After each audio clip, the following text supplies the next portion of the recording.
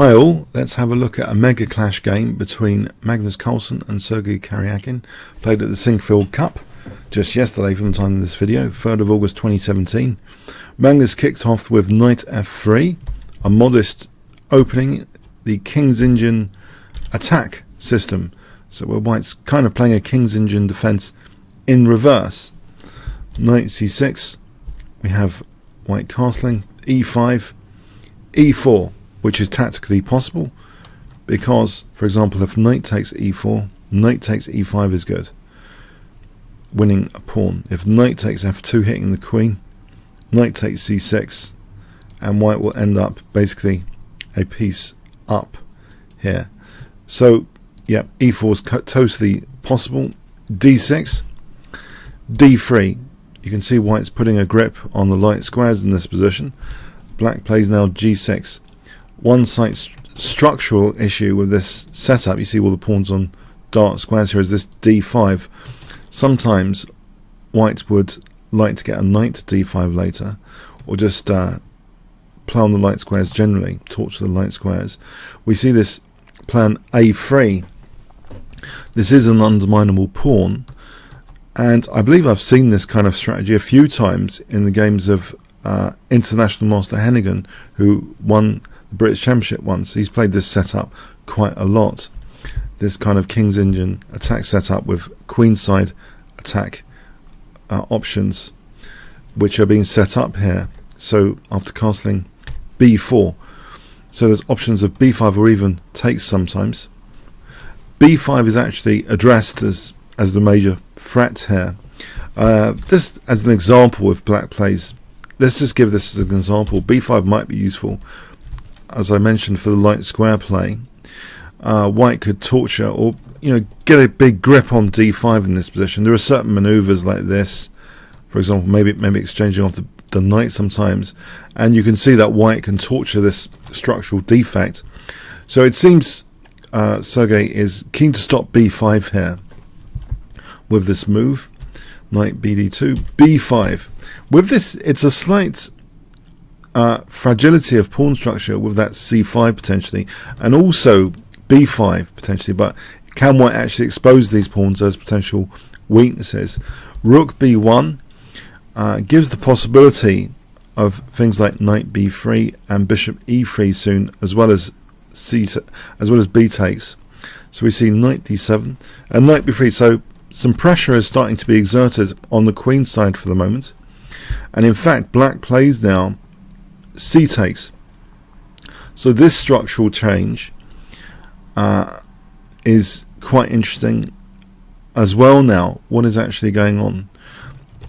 There's a backward pawn which has been volunteered here on the a file, but black is perhaps heading to shut down that a file anyway, to make that irrelevant as a concession, or try to make it irrelevant. Knight b6, bishop e3,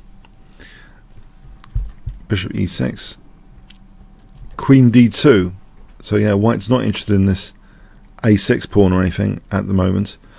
Rook c8, rook fc1, rook e8, and now h4, which gives the possibility of undermining on this side with h5, and black doesn't try and stop that here with a move like h5. Knight g5 is also very, very useful potentially. Let's have a look if black tries to stop with h5. I think knight g5 is actually quite good for white. Bishop d7, then actually we can switch here. This position is looking quite good for white, for example, gaining space around the place. So anyway, this isn't stopped, just knight a4 is played here. We see c4. Actually now h5 is played in this position. Slight differences. King h2, bishop g4, white takes on b5, and now knight a5. So this is actually a serious attempt to try and expose b5 in a way. If black dared to take on a5, then b5 would be slightly exposed. I'll give you an example. This didn't happen, but say knight takes, pawn takes, The threat here is rook takes b5, and say if black played to swap the rooks there, queen b4, and this pawn is quite vulnerable in this position, as well as this pawn actually. So yeah, that's pretty dangerous. I think whatever way black plays is in trouble with one of these two pawns. If he plays this, well, actually, even rook a6 or a6 is also dangerous. So yeah, there are some dangers in this position to be avoided on knight a5. So some serious pressure has been exerted, and perhaps we see a concession now, knight d4 of sorts.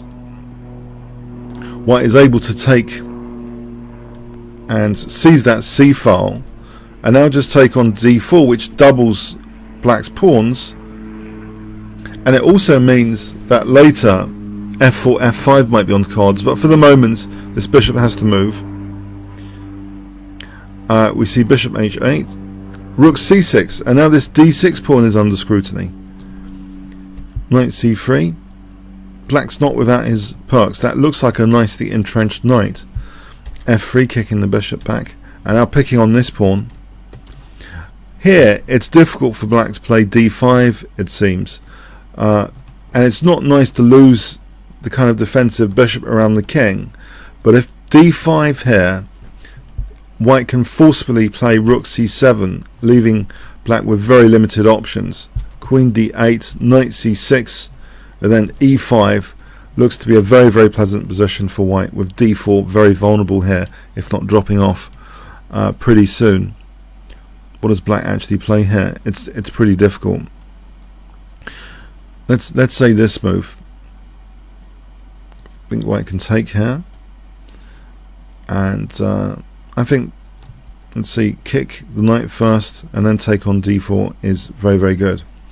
So yeah, it doesn't seem possible to play d5, so bishop e5 was chosen, which kind of fundamentally weakens black's king. That's taken, and now white is actually going for a kingside attack with f4. The immediate f5 is very destructive, because if takes, then the queen's in there, winning, for example, h5, etc. So queen e7 at least stops that possibility of the queen g5 check stuff. Just to show the dangers here, if rook e7, f5, check, queen takes, this is just nasty. This position after e takes opens up this bishop is pretty nasty stuff.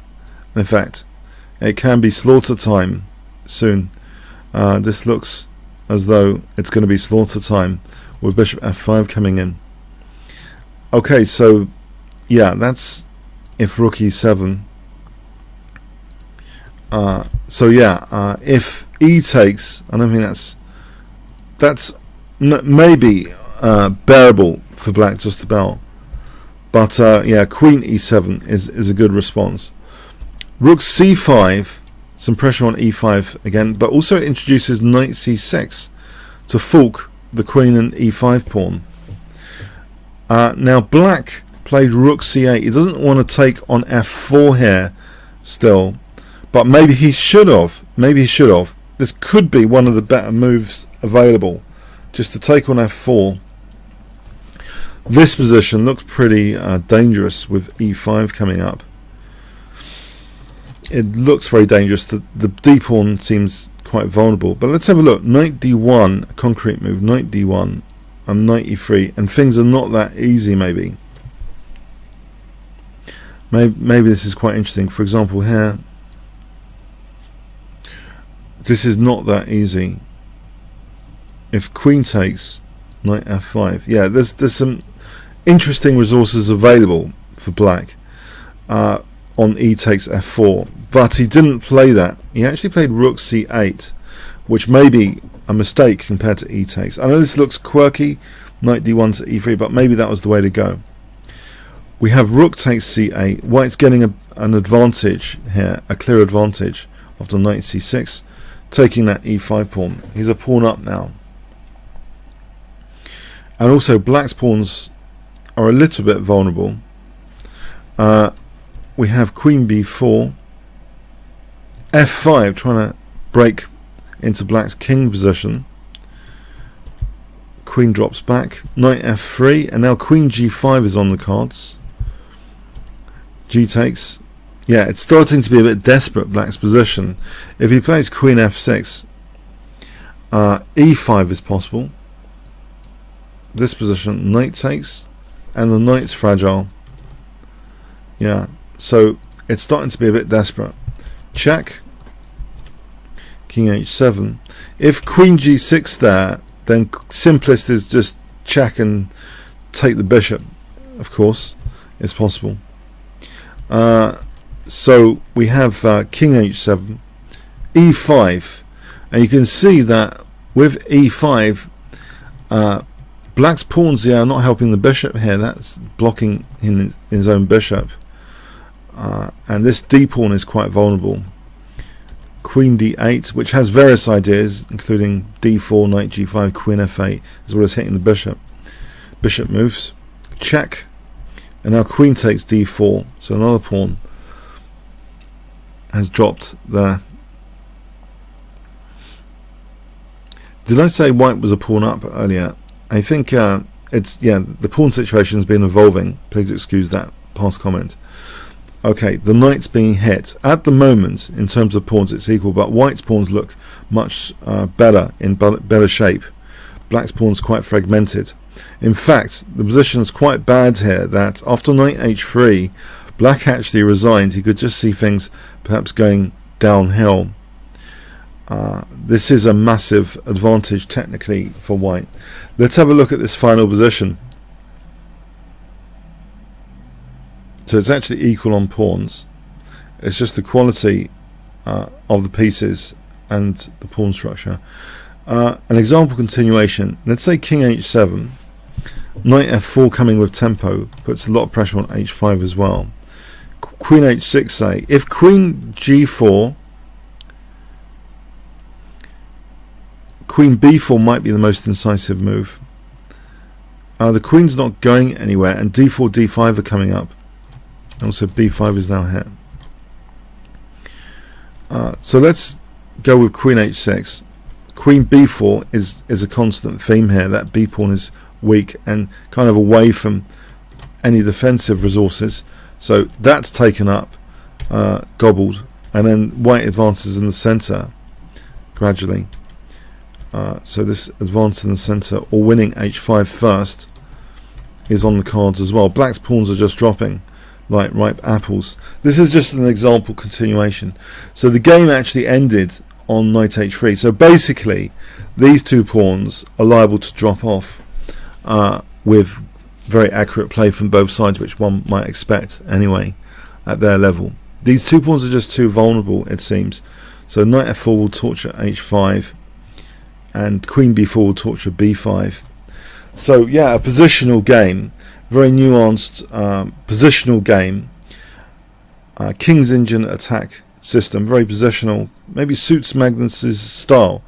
So avoiding a massive theoretical debate, and kind of a positional grind based on pawn structure and the relationship with pieces. Okay, I hope you enjoyed that. Comments, questions, likes, shares appreciated. Thanks very much.